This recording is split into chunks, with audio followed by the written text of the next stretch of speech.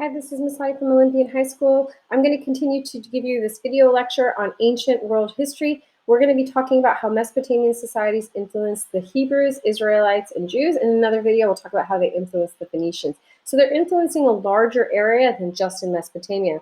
But they don't influence it to become like carbon copies. Now, this is an old word that we used to have when I was a kid. We'd write on a piece of paper that looked like this, and it would go through 3 layers, and each copy would be a carbon copy or exactly the same.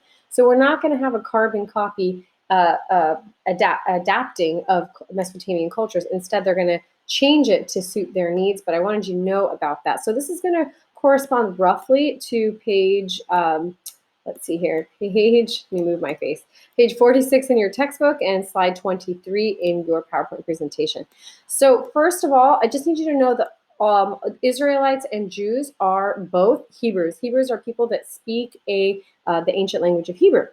So we need to know that, the ancient Hebrew language. So today there's a modern state called Israel. So it's roughly in that area. It used to be called Palestine. So when we're talking about Israel of the past, it's not exactly the same as Israel of today. So the Hebrews are anyone who speaks Hebrew, and then the Israelites are eventually going to build a kingdom to the north in what we now think of as Israel, which used to be called Palestine. And then in the south, there are the Jews from the kingdom of Judea. Now that we know where we are, let's remember our 4 Mesopotamian societies. So remember, well, you have Sargon of Akkad. So you have first the Sumerian city-states, then Sargon of Akkad. Then you have the Babylonian Empire that gets attacked by the Hittites, the Indo-Europeans. Then after that, Assyrians, and then the New Babylonians. It's really important to remember the Assyrians and the New Babylonians because they're going to affect the Hebrews. So I might run out of time and do a second video. But first, I just want you to know that I'm not going to super focus on all the details. You guys are expected to read this section, but that's just some basics. So we know that the Hebrews were influenced by the Mesopotamians in a few ways. One way is that, first of all, their patriarch, the person who's their father, the head of the male lineage, is Abraham. He came from the Sumerian city of Ur, and he migrated out of Ur into what we think of as Palestine around, to northern Mesopotamia about 1850 BCE, probably because of disorder there. So the matriarchs and patriarchs were from Babylon. So being from Babylon, there was a lot that they knew about Mesopotamian laws, Mesopotamian culture and tradition. For example, Lex Talionis, which is the law of retaliation, finds its way into the old writings of the Hebrews, what's called the Old Testament of the Bible. We see that eye for an eye language. We see that there. And there's also versions of the flood story that we know they must have been familiar with. Remember, one of the earliest flood stories we learned about was the Epic of Gilgamesh, which is a Mesopotamian story. That means that they must have been actively participating in Mesopotamian culture if they were very familiar with that story, and it makes its way into the Old Testament, which is, of course, part of the Bible. Okay, now there is a version of what happened to the Hebrew people that's in the Bible, but we don't use that version in this class.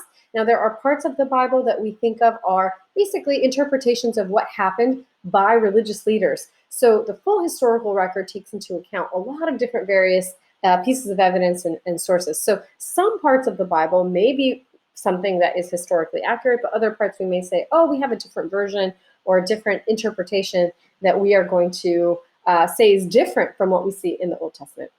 So you can read about that because otherwise I'll take too long. But essentially, you're going to see, according to the biblical version, which again, we don't necessarily say is 100% accurate, you have the Hebrews under the leadership of Moses going to Palestine. And then from there, they're eventually going to abandon their tribal structure and create a Mesopotamian-style monarchy where they come under the leadership of a monarch or a king, King David, and then King Solomon. And supposedly they are going to have conflicts with the Palestinian people. And so let's talk about Moses for a moment. So here's where we're looking at when we're talking about this orange part is what you would think of as the location of Israel. And later we'll talk about, that's Phoenicia. And green is the location of Israel. Okay, and you can see that over here. So Kingdom of Israel, and then below it, Kingdom of Judah. Okay, so Moses. I want you guys to know that the early Hebrews actually were polytheistic. They worshiped many different gods until Moses. Moses preached there was just one God named Yahweh. He was the powerful deity, the creator of the universe. All the other Mesopotamian deities were imposters. And, they didn't build a ziggurat, which would have been something that Mesopotamians did for their deities. Instead, they built a temple in honor of Yahweh. So they become monotheistic after Moses. We need to remember this for the exam.